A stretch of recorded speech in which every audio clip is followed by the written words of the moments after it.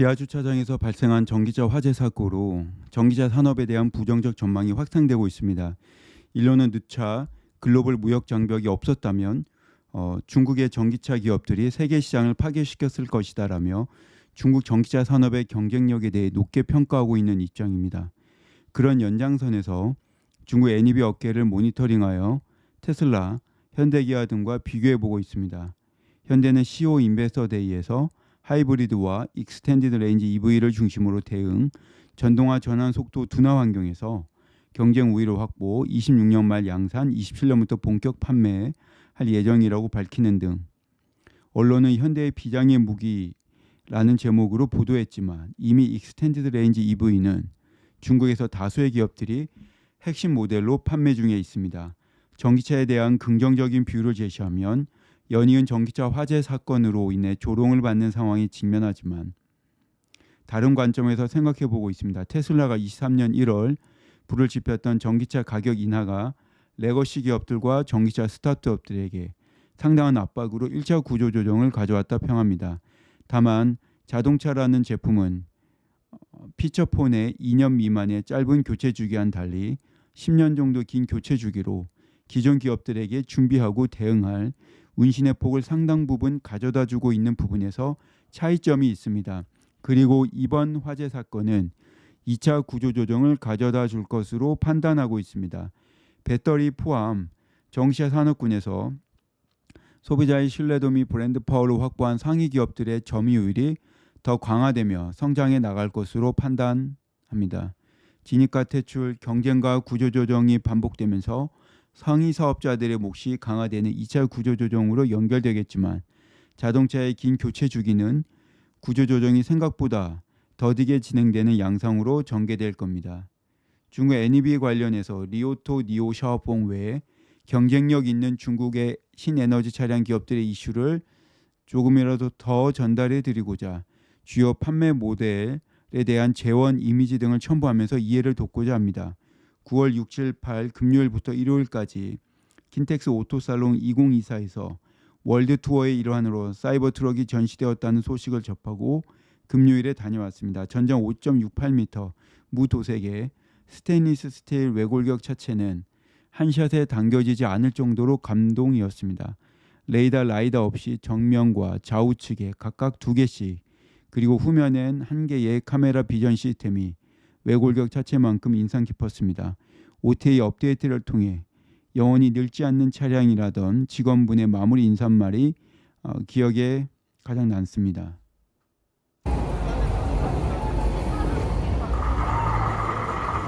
촬영한 영상과 이어서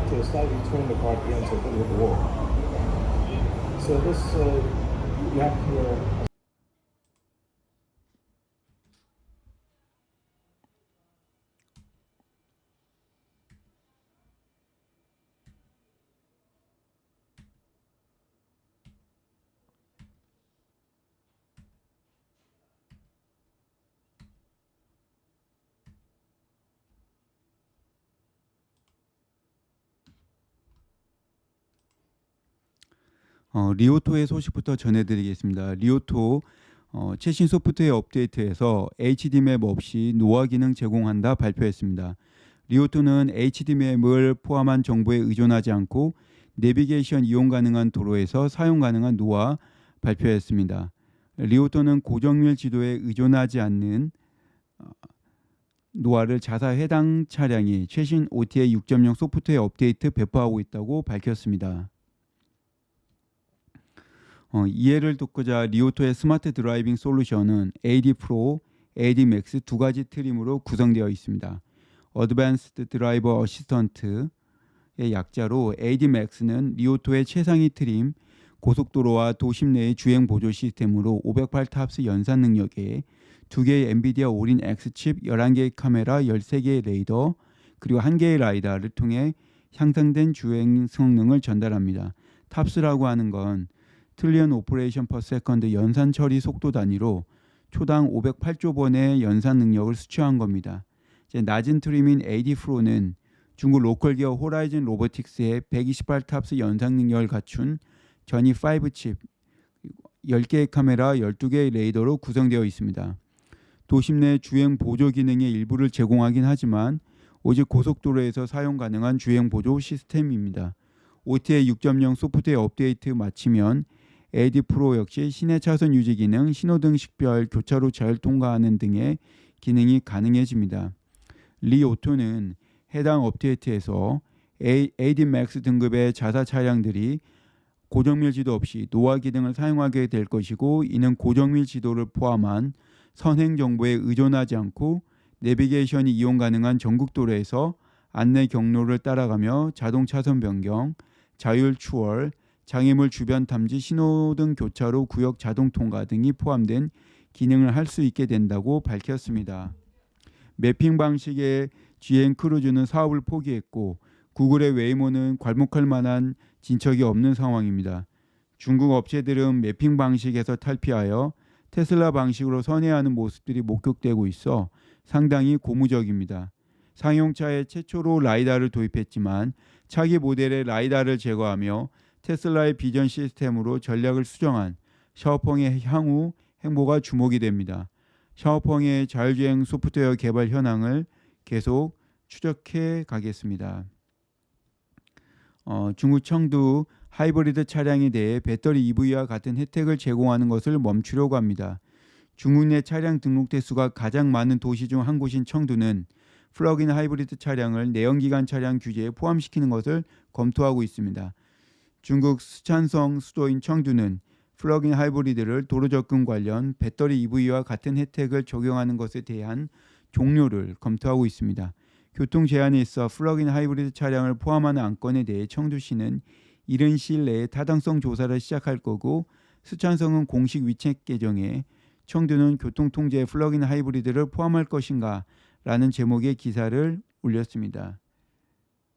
녹색 번호판 차량이 증가함에 따라 청두에서 NEV 차량을 운전 제한에 포함시켜야 하나가 주된 관심사가 되었습니다. 우리나라로 치면 파란색 번호판입니다. 24년 상반기 중국은 약 4억 4천만 대의 운행 차량이 있는데 청두, 베이징, 충칭이 각각 600만 대 이상 주행하고 있다 기사는 언급했습니다. NEV 신에너지 차량은 중국에서 사용하고 있는 뉴 에너지 비이클 약자로 배터리 EV, 순수 전기차, 플러그인 하이브리드, PHEV를 아우르는 용어입니다.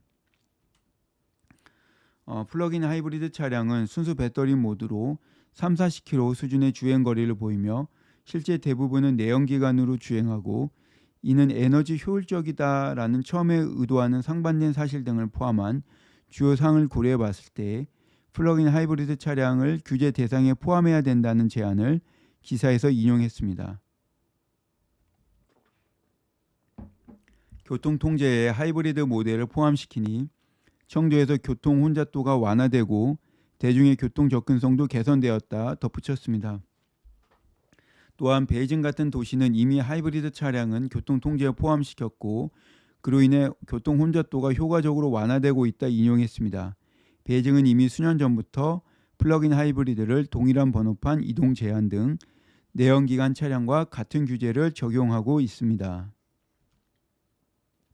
상하이는 배터리 EV, 플러그인 하이브리드 구매자 모두에게 신에너지 차량 무료 번호판을 제공했으나 지난 23년 플러그인 하이브리드에 적용하던 혜택을 폐지했습니다.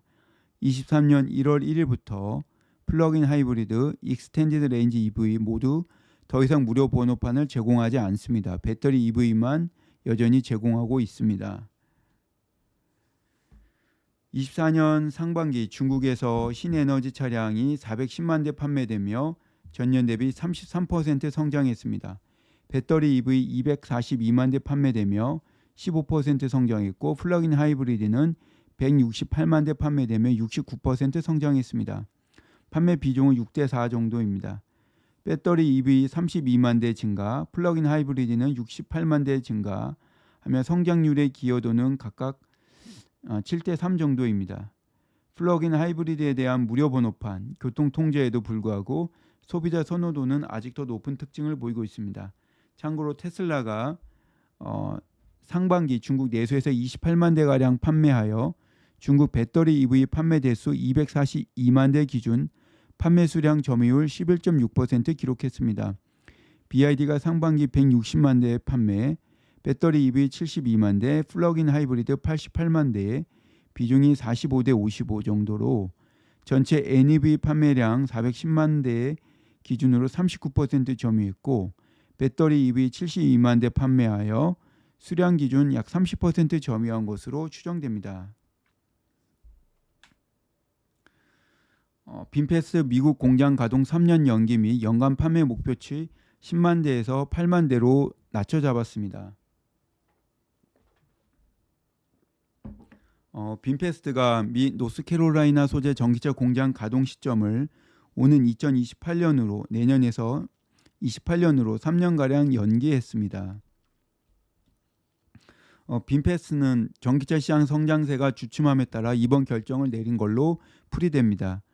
연간 판매량 목표치도 기존 10만 대에서 8만 대로 줄였고 현재 베트남 공장을 두고 차량을 미국에 수출 중입니다. 1분기 판매량 중 10% 이상이 미국에 수출되었습니다. 지난해 빈패스트는 스펙과의 인수합병으로 나스닥 우회 상장했고 이후 2주 만에 주가가 700% 이상 올라 글로벌 자동차 기업 중 시총 3위를 기록하기도 했습니다. 현재 최고점 대비 90% 이상 하락한 상황입니다. 지난해 매출 12억 불, 순손실 24억 불 기록했습니다. 시가총액은 금요일 기준 85억 불, 11조 5천억 원입니다.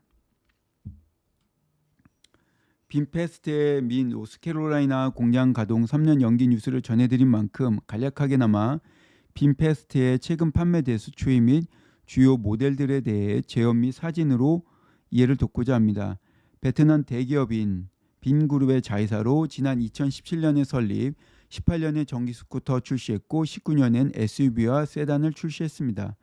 베트남 하이퐁시에 본사 두고 있고 순수 전기차 제조 및 판매하고 있습니다.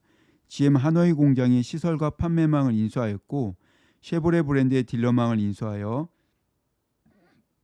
베트남 내에서 쉐보레 자동차와 서비스의 독점 공급업자가 되었습니다. 판매 대수는 지난 23년 34,800대 판매했고 올해 1분기와 2분기 각각 9,600대, 12,000대 판매하며 상반기 21,700대 판매하였습니다. 올해 사측 목표 8만 대 이나, 현 추세대로라면 10만 대에서 8만 대로 하향 조정한 내부 목표치도 버거워 보입니다. 5만 대가량 예상해 봅니다. 판매하고 있는 모델에는 지금 사진에서 보이는 BF234 모델 그리고 3, 5 플러스 6, 7, 8, 9 등의 모델이 있습니다. 첫 번째로 살펴볼 모델은 BF234 모델로 컴팩트 SUV 차체 크기는 코나 셀토스급입니다. 전장 4.3m, 휠베이스 2.16m로 전장 휠베이스가 4.35, 2.66인 코나, 4.39, 2.63인 셀토스보다 약간 작습니다. 모터는 110kW, 약 147마력의 최대 파워와 242Nm의 최대 토크를 보입니다. 공차 중량은 1536kg이고 1회 충전으로 285km 주행 가능합니다. 가격은 배터리 제외 시 7억 1천만 동 28,500불, 배터리 포함 시 8억 3천만 동 33,300불 수준입니다. 부가세 포함된 가격이며 에이다스 스마트 서비스 패키지 무료 제공됩니다. 배터리 제외하여 구매 시 월 주행거리 3,000km 기준으로 미만이면 210만 동 84불, 이상이면 350만 동 140불의 월 렌탈료가 발생합니다. 셀토스 코나의 3천만 원 미만 가격대를 감안해 봤을 때 4천만 원 전후의 가격대는 경쟁력이 없어 보이나 베트남은 수입 차량의 경우 관세 90%, 특별 서비스의 50%, 부가세 10% 가산하여 213%, 약 3배가량의 가격 인상 요인이 있습니다. 두 번째로 살펴볼 모델은 투도어 4인승의 빈패스트는 미니 SUV라고 부르는 BF3입니다. 전장 3.19m, 휠베이스 2.07m, 전폭과 전고는 1.67, 1.62m로 모닝 스파크가 전장 3.63, 휠베이스 2.4m인 것을 감안했을 때 초소형 차량입니다. 특히나 휠베이스 2.0으로 2열 뒷좌석은 의미가 없어 보입니다. BF3는 지난 24년 CES에서 처음 공개되었고 배터리는 18.6kWh, 최대 주행 가능 거리 210km입니다. 10%에서 70% 충전까지 36분 소요되며 가격은 배터리 제외할 경우 2억 4천만 동 9,600불, 포함 시는 3억 2,200만 동 12,900불 수준입니다. 배터리 미포함 모델의 경우는 월간 배터리 구동 요금이 주행거리 1,500km 미만, 2,500km 미만, 그 이상에서 각각 36불, 50불, 100불 정도의 월 렌탈료가 발생합니다. 정지 상태에서 시속 50km까지 5.3초 걸리며 모터의 최대 파워는 32kW, 최대 토크는 110Nm입니다.